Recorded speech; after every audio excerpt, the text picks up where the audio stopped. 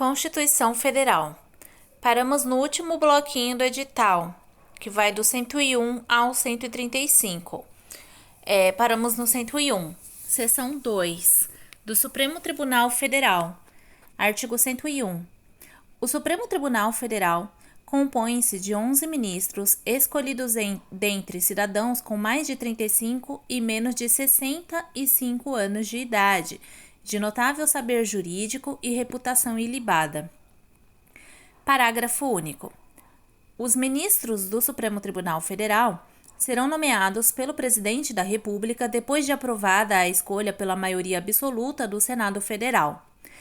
Artigo 102. Compete ao Supremo Tribunal Federal precipuamente a guarda da Constituição, cabendo-lhe, inciso 1, processar e julgar originariamente, alínea A ação direta de inconstitucionalidade de lei ou ato normativo federal ou estadual e a ação declaratória de constitucionalidade de lei ou ato normativo federal. Alínea B. Nas infrações penais comum, o Presidente da República, o Vice-Presidente, os membros do Congresso Nacional, seus próprios ministros e o Procurador-Geral da República. Alínea C. Nas infrações penais comuns e nos crimes de responsabilidade, os ministros de Estado e os comandantes da Marinha, do Exército e da Aeronáutica, ressalvado o disposto no artigo 52, inciso 1, os membros dos tribunais superiores, os do Tribunal de Contas da União e os chefes de missão diplomática de caráter permanente. Alínea D. O habeas corpus, sendo paciente qualquer das pessoas referidas nas alíneas anteriores, o mandado de segurança e o habeas data contra atos do Presidente da República, das mesas da Câmara dos Deputados e do Senado Federal, do Tribunal de Contas da União, do Procurador-Geral da República e do próprio Supremo Tribunal Federal. Alínea E.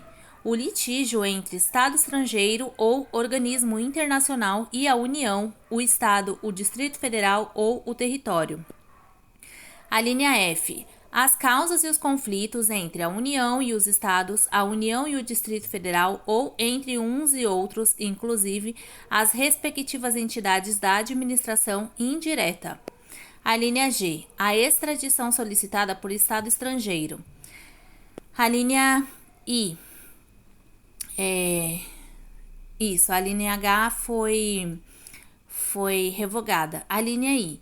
O habeas corpus quando o coator for tribunal superior ou quando o coator ou o paciente for autoridade ou funcionário cujos atos estejam sujeitos diretamente à jurisdição do Supremo Tribunal Federal ou se trate de crime sujeito à mesma jurisdição em uma única instância. A linha J. A revisão criminal e a ação rescisória de seus julgados. A linha L. A reclamação para a preservação de sua competência e garantia da autoridade de suas decisões. A linha M. A execução de sentença nas causas de sua competência originária, facultada a delegação de atribuições para a prática de atos processuais. A linha N. A ação em que todos os membros da magistratura sejam direta ou indiretamente interessados e aquela em que mais da metade dos membros do tribunal de origem estejam impedidos ou sejam direta ou indiretamente interessados. A linha O. Os conflitos de competência entre o Superior Tribunal de Justiça e quaisquer tribunais, entre tribunais superiores ou entre estes e qualquer outro tribunal. A linha P. O pedido de medida cautelar das ações diretas de inconstitucionalidade. A linha Q. O mandado de injunção quando a elaboração da norma regulamentadora for atribuição do Presidente da República, do Congresso Nacional, da Câmara dos Deputados, do Senado Federal, das mesas de uma dessas casas legislativas, do Tribunal de Contas da União, de um dos tribunais superiores ou do próprio Supremo Tribunal Federal. A linha R. As ações contra o Conselho Nacional de Justiça e contra o Conselho Nacional do Ministério Público. A linha, inciso 2. Julgar em recurso ordinário. A linha A. O habeas corpus, o mandado de segurança, o habeas data e o mandado de injunção decididos em única instância pelos tribunais superiores se denegatória a decisão. A linha B. O crime político. Inciso 3. Julgar, mediante recurso extraordinário, as ações decididas em única ou última instância quando a decisão recorrida, a linha A, contrariar o dispositivo desta Constituição, a linha B, declarar a inconstitucionalidade de tratado ou lei federal, a linha C, validar lei ou ato de governo local contestado em face desta Constituição, a linha D, julgar válida lei local contestada em face de lei federal. Parágrafo 1. A arguição de descumprimento de preceito fundamental decorrente dessa Constituição será apreciada pelo Supremo Tribunal Federal na forma da lei. Parágrafo 2. As decisões definitivas de mérito proferidas pelo Supremo Tribunal Federal nas ações diretas de inconstitucionalidade e nas ações declaratórias de constitucionalidade produzirão eficácia contra todos e efeito vinculante relativamente aos demais órgãos do Poder Judiciário e à administração pública direta e indireta nas esferas federal, estadual e municipal. Parágrafo 3. No recurso extraordinário, o recorrente deverá demonstrar a repercussão geral das questões constitucionais discutidas no caso, nos termos da lei, a fim de que o tribunal examine a admissão do recurso, somente podendo recusá-lo pela manifestação de 2/3 de seus membros. Artigo 103. Podem propor a ação direta de inconstitucionalidade e a ação declaratória de constitucionalidade, inciso 1, o Presidente da República, inciso 2, a Mesa do Senado Federal, inciso 3, a Mesa da Câmara dos Deputados, inciso 4, a Mesa de Assembleia Legislativa ou da Câmara Legislativa do Distrito Federal. Inciso 5, o Governador de Estado ou do Distrito Federal. Inciso 6, o Procurador-Geral da República. Inciso 7, o Conselho Federal da Ordem dos Advogados do Brasil. Inciso 8, partido político com representação no Congresso Nacional. Inciso 9, confederação sindical ou entidade de classe de âmbito nacional. Parágrafo 1. O Procurador-Geral da República deverá ser previamente ouvido nas ações de inconstitucionalidade e em todos os processos de competência do Supremo Tribunal Federal.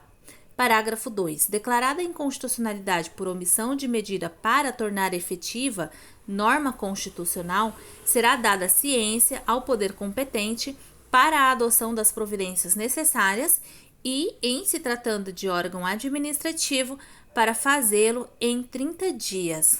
Parágrafo 3. Quando o Supremo Tribunal Federal apreciar a inconstitucionalidade em tese de norma legal ou ato normativo, citará previamente o advogado-geral da União que defenderá o ato ou texto impugnado. Artigo 103-A. O Supremo Tribunal Federal poderá, de ofício ou por provocação, mediante decisão de 2/3 de seus membros, após reiteradas decisões sobre matéria constitucional, aprovar súmula, que a partir de sua publicação na imprensa oficial terá efeito vinculante em relação aos demais órgãos do Poder Judiciário e à administração pública direta e indireta nas esferas federal, estadual e municipal, bem como proceder à sua revisão ou cancelamento na forma estabelecida em lei. Parágrafo 1. A súmula terá por objeto. Vou ler de novo. Parágrafo 1. A súmula terá por objetivo a validade, a interpretação e a eficácia de normas determinadas acerca das quais haja controvérsia atual entre órgãos judiciários ou entre esses e a administração pública que acarrete grave insegurança jurídica e relevante multiplicação de processos sobre questão idêntica. Parágrafo 2. Sem prejuízo do que vier a ser estabelecido em lei, a aprovação, revisão ou cancelamento de súmula poderá ser provocada por aqueles que podem propor a ação direta de inconstitucionalidade. Parágrafo 3. Do ato administrativo ou decisão judicial que contrariar a súmula aplicável ao que indevidamente a aplicar, caberá reclamação ao Supremo Tribunal Federal, que, julgando-a procedente, anulará o ato administrativo ou cassará a decisão judicial reclamada e determinará que outra seja proferida com ou sem a aplicação da súmula, conforme o caso. Artigo 103b. O Conselho Nacional de Justiça compõe-se de 15 membros com mandato de 2 anos, admitida uma recondução, sendo: inciso 1, o presidente do Supremo Tribunal Federal. Inciso 2, um ministro do Supremo Tribunal de Justiça indicado pelo respectivo tribunal. Inciso 3, um ministro do Tribunal Superior do Trabalho indicado pelo respectivo tribunal. Inciso 4, um desembargador de Tribunal de Justiça indicado pelo Supremo Tribunal Federal. Inciso 5, um juiz indicado pelo Supremo Tribunal Federal. Um juiz estadual, né? Inciso 5, um juiz estadual indicado pelo Supremo Tribunal Federal. Inciso 6, um juiz de Tribunal Regional Federal indicado pelo Superior Tribunal de Justiça. Inciso 7, um juiz federal indicado pelo Superior Tribunal de Justiça. Inciso 8, um juiz de Tribunal Regional do Trabalho indicado pelo Tribunal Superior do Trabalho. Inciso 9, um juiz do trabalho indicado pelo Tribunal Superior do Trabalho. Inciso 10, um membro do Ministério Público da União indicado pelo Procurador-Geral da República. Inciso 11, um membro do Ministério Público Estadual escolhido pelo Procurador-Geral da República dentre os nomes indicados pelo órgão competente de cada instituição estadual. Inciso 12. 2 advogados indicados pelo Conselho Federal da Ordem dos Advogados do Brasil. Inciso 13. 2 cidadãos de notável saber jurídico e reputação ilibada indicados, um pela Câmara dos Deputados e outro pelo Senado Federal. Parágrafo 1. O Conselho será presidido pelo presidente do Supremo Tribunal Federal e, nas suas ausências e impedimentos, pelo vice-presidente do Supremo Tribunal Federal. Parágrafo 2. Os demais membros do Conselho serão nomeados pelo Presidente da República depois de aprovada a escolha pela maioria absoluta do Senado Federal. Parágrafo 3. Não efetuadas no prazo legal as indicações previstas neste artigo, caberá a escolha ao Supremo Tribunal Federal. Parágrafo 4. Compete ao Conselho o controle da atuação administrativa e financeira do Poder Judiciário e do cumprimento dos deveres funcionais dos juízes, cabendo-lhe, além de outras atribuições que lhe forem conferidas pelo Estatuto da Magistratura. Inciso 1. Zelar pela autonomia do Poder Judiciário e pelo cumprimento do Estatuto da Magistratura, podendo expedir atos regulamentares no âmbito de sua competência ou recomendar providências. Inciso 2. Zelar pela observância do artigo 37 e apreciar, de ofício ou mediante provocação, a legalidade dos atos administrativos praticados por membros ou órgãos do Poder Judiciário, podendo desconstituí-los, revê-los ou fixar prazo para que se adotem as providências necessárias ao exato cumprimento da lei, sem prejuízo da competência do Tribunal de Contas da União. Inciso 3. Receber e conhecer das reclamações contra membros ou órgãos do Poder Judiciário, inclusive contra seus serviços auxiliares, serventias e órgãos prestadores de serviços notoriais e de registro que atuem por delegação do poder público ou oficializados, sem prejuízo da competência disciplinar e correicional dos tribunais, podendo avocar processos disciplinares em curso, determinar a remoção ou a disponibilidade e aplicar outras sanções administrativas, assegurada ampla defesa. Inciso 4. Representar ao Ministério Público no caso de crime contra a administração pública ou de abuso de autoridade. Inciso 5. Rever, de ofício ou mediante provocação, os processos disciplinares de juízes e membros de tribunais julgados há menos de um ano. Inciso 6. elaborar semestralmente relatório estatístico sobre processos e sentenças prolatadas por unidade da Federação nos diferentes órgãos do Poder Judiciário. Inciso 7. Elaborar relatório anual propondo as providências que julgar necessárias sobre a situação do Poder Judiciário no país e as atividades do Conselho, o qual deve integrar mensagem do presidente do Supremo Tribunal Federal a ser remetida ao Congresso Nacional por ocasião da abertura da sessão legislativa. Parágrafo 5. O ministro do Supremo Tribunal de Justiça, do Superior Tribunal de Justiça, exercerá a função de ministro corregedor e ficará excluído da distribuição de processos no tribunal, competindo-lhe, além das atribuições que lhe forem conferidas pelo Estatuto da Magistratura, as seguintes. Inciso 1. Receber as reclamações e denúncias de qualquer interessado relativas aos magistrados e aos serviços judiciários. Inciso 2. Exercer funções executivas do Conselho de Inspeção e de Correição Geral. Inciso 3. Requisitar e designar magistrados, delegando-lhes atribuições e requisitar servidores de juízos ou tribunais, inclusive nos estados, Distrito Federal e territórios. Parágrafo 6. Junto ao Conselho, oficiarão o Procurador-Geral da República e o presidente do Conselho Federal da Ordem dos Advogados do Brasil. Parágrafo 7. A União, inclusive no Distrito Federal e nos territórios, criará ouvidorias de justiça competentes para receber reclamações e denúncias de qualquer interessado contra membros ou órgãos do Poder Judiciário, contra membros ou órgãos do Poder Judiciário ou contra seus serviços auxiliares, representando diretamente ao Conselho Nacional de Justiça. Seção 3. Do Superior Tribunal de Justiça. Artigo 104. O Superior Tribunal de Justiça... só um adendo aqui. Superior Tribunal de Justiça, Supremo Tribunal Federal. Às vezes eles colocam Supremo Tribunal de Justiça em prova, é uma maldade do inferno. Mas muita gente cai nessa casca de banana nas provas, porque eles colocam Supremo Tribunal de Justiça. E é superior, até eu mesma que erro quando tô lendo.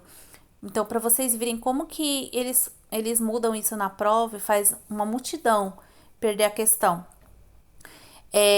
Então, artigo 104. O Superior Tribunal de Justiça compõe-se de, no mínimo, 33 ministros.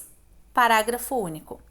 Os ministros do Superior Tribunal de Justiça serão nomeados pelo Presidente da República, dentre brasileiros com mais de 35 e menos de 65 anos, de notável saber jurídico e reputação ilibada, depois de aprovada a escolha pela maioria absoluta do Senado Federal. Sendo, inciso 1, 1/3 dentre juízes dos tribunais regionais federais e 1/3 dentre desembargadores dos tribunais de justiça, indicados em lista tríplice elaborada pelo próprio tribunal. Inciso 2. 1/3 em partes iguais dentre advogados e membros do Ministério Público Federal, Estadual, do Distrito Federal e Territórios, alternadamente, indicados na forma do artigo 94. Artigo 105. Compete ao Superior Tribunal de Justiça, inciso 1, processar e julgar originariamente, a linha A, nos crimes comuns, os governadores dos estados e do Distrito Federal, e nestes e nos de responsabilidade, os desembargadores dos tribunais de justiça dos estados e do Distrito Federal, os membros dos tribunais de contas dos estados e do Distrito Federal e dos tribunais regionais federais, dos tribunais regionais eleitorais e do trabalho, os membros dos conselhos ou tribunais de contas dos municípios e o Ministério Público da União que oficiem perante tribunais. A linha B. Os mandados de segurança e os habeas data contra ato de ministro de Estado, dos comandantes da Marinha, do Exército e da Aeronáutica ou do próprio tribunal. A linha C. Os habeas corpus, quando o coator ou paciente for qualquer das pessoas mencionadas na linha A, ou quando o coator for tribunal sujeito à sua jurisdição, ministro de Estado ou comandante da Marinha, do Exército ou da Aeronáutica, ressalvada a competência da Justiça Eleitoral.